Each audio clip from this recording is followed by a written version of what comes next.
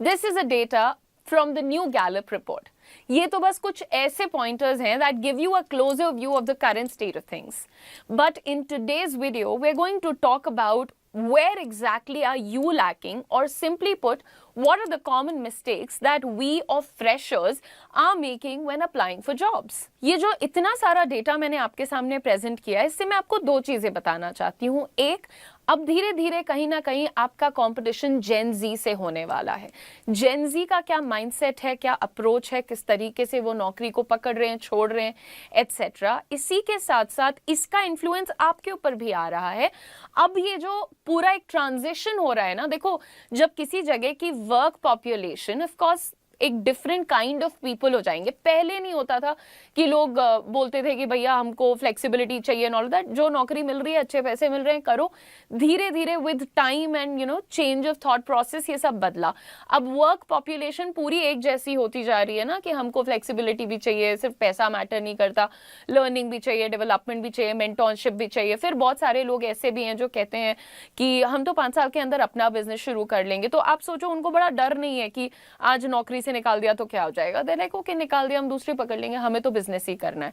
तो ये सारी चीजें सोचो और देखो कि अभी जो लोग नौकरी ढूंढ रहे हैं, जो नौकरियों के लिए अप्लाई कर रहे हैं, उनका कंपटीशन कैसे अलग वैरायटी से ही होने वाला है। और सिर्फ नौकरी ढूंढते वक्त नहीं, सर्वाइव करने में भी आपका कंपटीशन एक डिफरेंट वैरायटी से होने वाला है। आज के इस वीडियो में दोस्तों हम बात करने वाले हैं कुछ ऐसे मिस्टेक्स के बारे में जो कि हमारे फ्रेशर्स करते हैं नौकरी ढूंढते वक्त, जॉब हंटिंग में जो मिस्टेक्स वो करते हैं। और सबसे कॉमन मिस्टेक से शुरुआत करते हैं। Number 1, not researching about the company. आपको एक कॉल आ गया इंटरव्यू के लिए, लेकिन कंपनी का नाम भी प्रॉपर्ली नहीं पढ़ा है। तो दोस्तों, ये सबसे पहली और मेरे ख्याल से तो सबसे बड़ी गलती होती है किसी भी कैंडिडेट की। 75% जॉब सीकर्स कंपनियों के एम्प्लॉयर की रेप्यूटेशन पहले ही जान लेते हैं, पर 25% ऐसा नहीं करते। और भारत की पॉपुलेशन को देखते हुए 25% निकालना और देखना कि ये कितना बड़ा नंबर है। और ये जो 25% होता है, इससे इनको बहुत बड़ा नुकसान उठाना पड़ता है। 68% कैंडिडेट्स जो होते हैं वो कंपनी के सोशल मीडिया प्रोफाइल्स या ऑनलाइन प्रेजेंस को चेक करते हैं, लेकिन बचे हुए लोग इस स्टेप को इग्नोर कर देते हैं। और इससे होता क्या है, आप कंपनी को नहीं जानते, कंपनी के वर्क एथिक्स को नहीं जानते, वर्क मॉडल्स को नहीं जानते, उनके वर्क कल्चर को नहीं पहचानते। क्या होता है इन चीजों से, आपकी जो जॉब रोल एक्सपेक्टेशंस हैं, सबसे पहले वो मिसमैच होती हैं। आपकी पर्सनल वैल्यूज मिसअलाइन होती हैं। जो उस कंपनी का प्रोबेबली यूजुअल वर्क मेथड है, वो आपको कम्बसम लगेगा। या फिर हो सकता है कि भाई बड़ी चिल कंपनी है, तो आपको लगेगा यार यहाँ तो इनफ काम ही नहीं मिल रहा है, and you feel like it's a dud work. तो ये सब जो चीजें होती है ना, कि कंपनी ज्वाइन करने के 2 महीने बाद ही आप दुखी हो जाते हो कि अब यार इससे बेहतर जॉब मिल सकती थी, क्या कहीं और ज्वाइन कर लेता, यार यहाँ तो मैनेजर अच्छा नहीं है। ये सब इसीलिए होता है क्योंकि आप बिल्कुल भी चेक नहीं करते कि कंपनी का बैकग्राउंड कैसा है, इसके एम्प्लॉयज इसके बारे में क्या सोचते हैं, is it a great place to work company और नॉट। ये सारी चीजें आप फ्रीली लिंक्डइन, गूगल एटसेट्रा की मदद से कर सकते हैं। सो please do that, don't just run of after कि एक कॉल आ गया तो अब भाग करके मैं नौकरी पकड़ लेता हूं, बाकी तो बाद में देखा जाएगा। इसके साथ आगे बढ़ते हैं पॉइंट नंबर 2 की तरफ। Point number 2 is, oh my God, ये तो भाई मुझे लगता है ये जेन एक्स भी कर रही थी, जेन जी भी कर रही है, अल्फा बीटा सब करेंगे। The point is generic resume use करना। एक रेज्यूमे बना रखा है हमने, कॉलेज में इंटर्नशिप के टाइम भी वही भेज दिया था, नौकरी ढूंढनी थी उस टाइम भी वही भेज दिया था, अब हमको प्रमोशन चाहिए, दूसरी कंपनी में स्विच करना है, वहां भी सेम भेज दे रहे हैं। क्यों भाई? अगेन, जो 75% फ्रेशर जो रेज्यूमेज हैं, ये कस्टमाइज्ड नहीं होते हैं। एक ही जेनेरिक रेज्यूमे सब जगह भेज दिया जाता है। रेज्यूमे में कीवर्ड्स, क्वांटिफिएबल अचीवमेंट्स और रेलेवेंट स्किल्स आप नहीं ऐड कर रहे हैं, और इस वजह से एप्लीकेंट ट्रैकिंग सिस्टम आपके रेज्यूमे को उठा करके ऐसे गार्बेज में डंप कर रहा है। क्यों होता है ऐसा? Because missing keywords, inconsistent structure. अब एक सेकेंड, आप मेरी बात सुनिए, आपको लगता है कीवर्ड कैसे पहचानेंगे? आप कोई भी जॉब के बारे में पढ़ते हो, naukri.com पे पढ़ते हो, लिंक्डइन पे पता चलता है, या wherever you get to know about it, just do one thing, उनका जो जॉब रोल मेंशन्ड है ना कि उनको कैसा बंदा चाहिए, जॉब रोल तो बता देते हैं, उसको कॉपी कर लो, जाके चैट जीपीटी में डाल दो, point out the operative words out of this passage for me, वो आपको ढूंढ करके सारे कीवर्ड्स दे देगा। And what is your next step? आप उस पर्टिकुलर जो जितने भी आपको ऑपरेटिव वर्ड्स वहां मिल रहे हैं उनको ही स्टोरी की तरह अपने रेज्यूमे में यूज करो, पहले पॉइंट से लेकर आखिरी पॉइंट्स तक, दैट्स ऑल। रेज्यूमे नेट 2018 की स्टडी है, थोड़ी पुरानी जरूर है, लेकिन उन्होंने 10,000 रेज्यूमेस को के ऊपर एक सर्वे कंडक्ट किया था, and that showed that structured customised resumes rank significantly higher on ATS। भले ये स्टडी पुरानी हो, बट ये फैक्ट आज भी करेक्ट है। आप किस जॉब के लिए अप्लाई कर रहे हो उसके हिसाब से अपने रेज्यूमे को प्लीज कस्टमाइज कर लो। इसी के साथ बढ़ते हैं तीसरी गलती पर, जो सारे लोग जब नौकरी ढूंढना शुरू करते हैं तो करते हैं। एक ऑब्सेशन होता है लोगों का with salary. So stop over focusing on your salary guys. Freshers की सबसे बड़ी गलती यही होती है कि वो सिर्फ सैलरी के पीछे भागते हैं। हालांकि सारे लोग ये कहते हैं कि नहीं नहीं I am not after salary, but end game यही होता है, हाई पैकेज देखते ही जॉब को हाँ कर देते हैं, बिना ये सोचे कि कंपनी क्या ग्रोथ आपको भी देगी, क्या आपको कोई यहाँ पर सीखने का, लर्निंग का, डेवलपमेंट का, मेंटोरशिप का मौका मिलेगा। इंटर्नशाला एक काफी पॉपुलर वेबसाइट है, उसकी रिपोर्ट थी विच इज फ्रॉम मार्च 2024, बताती है कि जेनजी जॉब सीकर्स लर्निंग और ग्रोथ को सैलरी से ज्यादा इंपॉर्टेंस दे रहे हैं, लेकिन ये उनका कुछ परसेंट है, ठीक है। इसी के बाद 80% जेनजी प्रोफेशनल्स मेंटोरशिप और क्लियर ग्रोथ पाथ को हाई सैलरी से ज्यादा मानते हैं। लेकिन मैं फिर से यहाँ पे यही कहूंगी कि जो बचे हुए 20% है वो तो सिर्फ 20% ऑफ जेनजी है, ठीक है। लेकिन आप सोचिए, क्या आप ऐसा कर रहे हैं? आने वाले टाइम में आपका कंपटीशन इन्हीं से होने वाला है। आप जब भी जॉब सिलेक्ट करते हैं सिर्फ सैलरी पर मत टिक जाइए, ये भी चेक करिए कि लर्निंग एनवायरनमेंट कैसा है, क्या कंपनी अपस्किलिंग का चांस देती है, क्या ट्रेनिंग प्रोग्राम्स अवेलेबल हैं, क्या यहाँ पर मैं अपनी एक पहचान बना पाऊंगी, मेंटोरशिप है या नहीं है, वर्क कल्चर कैसा है। इन चीजों के बारे में आप बहुत आसानी से जान सकते हैं।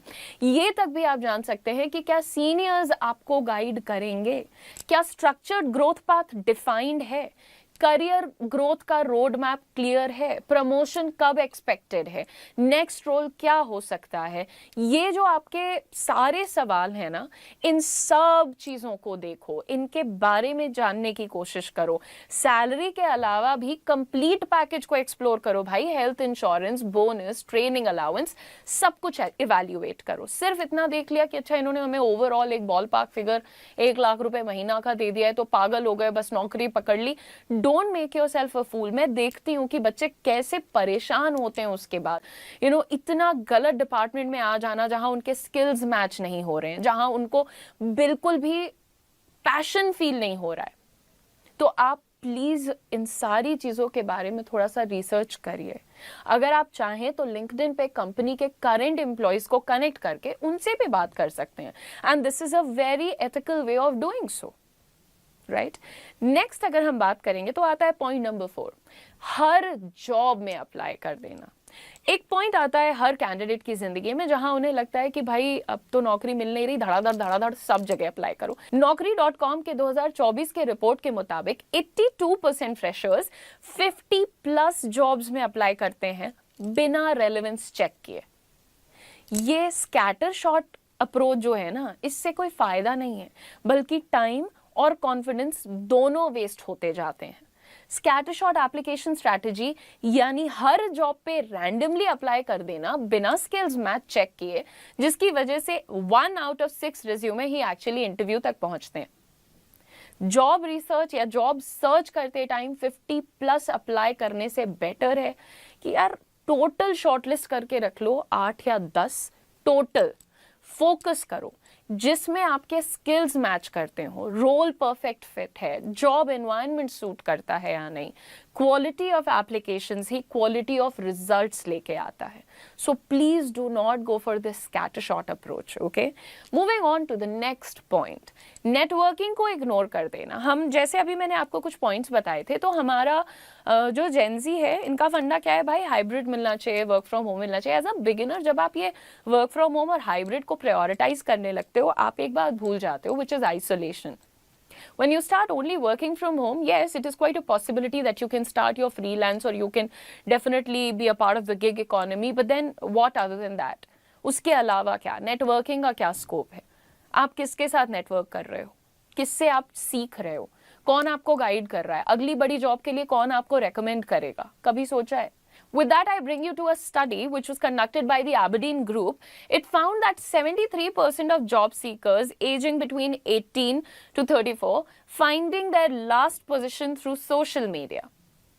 What really happens when you don't network?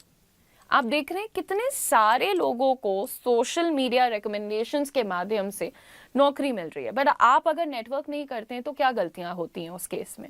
In India up to 70% of jobs are filled via referrals or internal networks, not really job portals. First, without connections, you miss out on all these.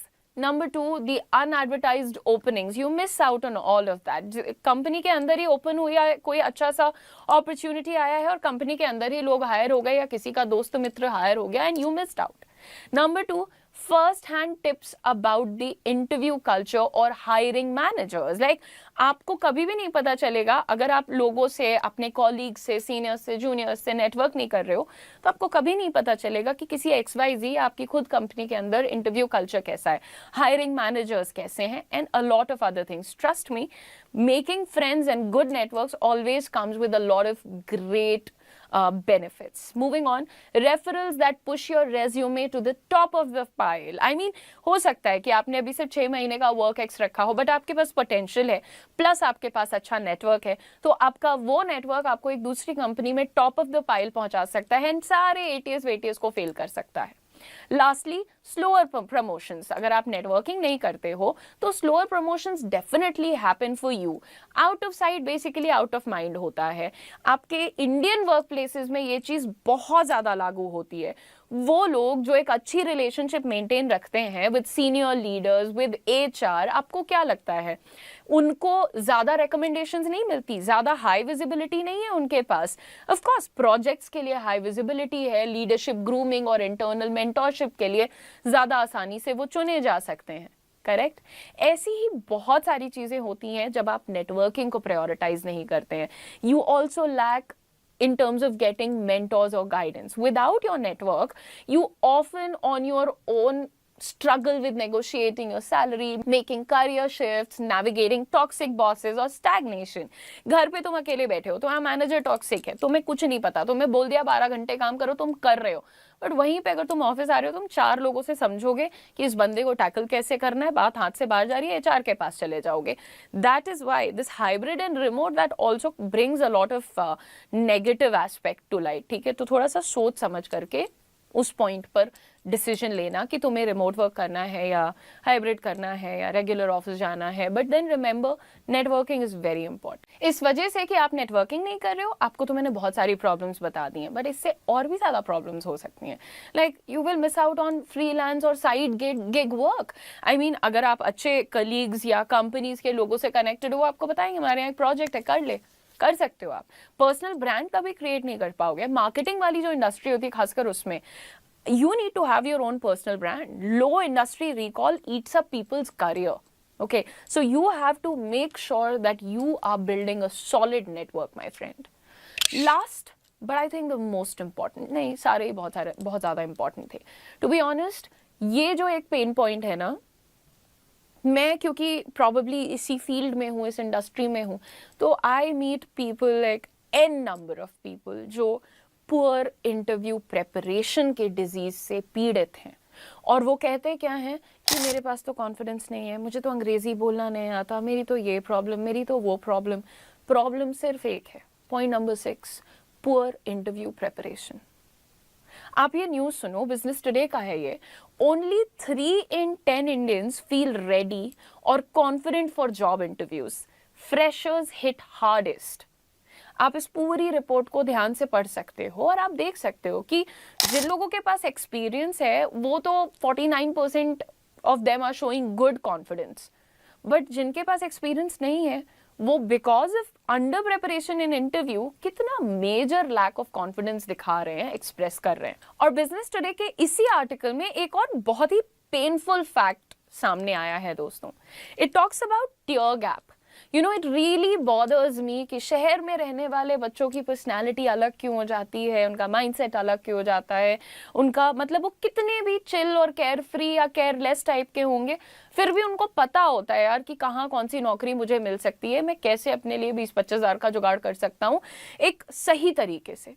But वही चीज़ एक tier 2, tier 3 candidate को क्यों नहीं मिलती? The tier gap information that I was talking about in Business Today, that says only 26% of candidates in tier 3 towns feel ready compared to 45% in tier 1 cities. आप gap देख रहे हो। इसके बाद दूसरी बड़ी पेन पॉइंट जो सामने आती है, that is education and language fluency. ये मेजर इन्फ्लुएंसर्स हैं आज के टाइम में दोस्तों। 44% of English medium job seekers they feel confident versus 34% from Hindi medium and 26% from regional language backgrounds feel confident. आप डिफरेंस देख लो। पोस्ट ग्रेजुएट्स में अगर हम बात करेंगे तो 37% report high preparedness compare to 22% of school level candidates. बहरहाल इस उम्मीद के साथ that now you will be a little more careful when applying for a job, I want to point out that job search एक marathon होता है, not a sprint। वैसे बहुत सिंपल सी बात है, हर बंदे को लाइफ में कुछ बड़ा नहीं करना है। ज़्यादातर जनता जो है वो मीडियोकर बेस पे पड़ी हुई है। अगर आपको भी वहीं पे रहना है देन ये सारी बातें आपको इररेलेवेंट लगेंगी, they will not really make a good impact on you. But मैं आपको यही कहना चाहती हूँ कि आप थोड़ा सा अपने आप को प्रिपेयर करिए, उसके बाद जाइए जॉब्स के लिए और सही तरीके से जॉब हंटिंग पर काम कीजिए।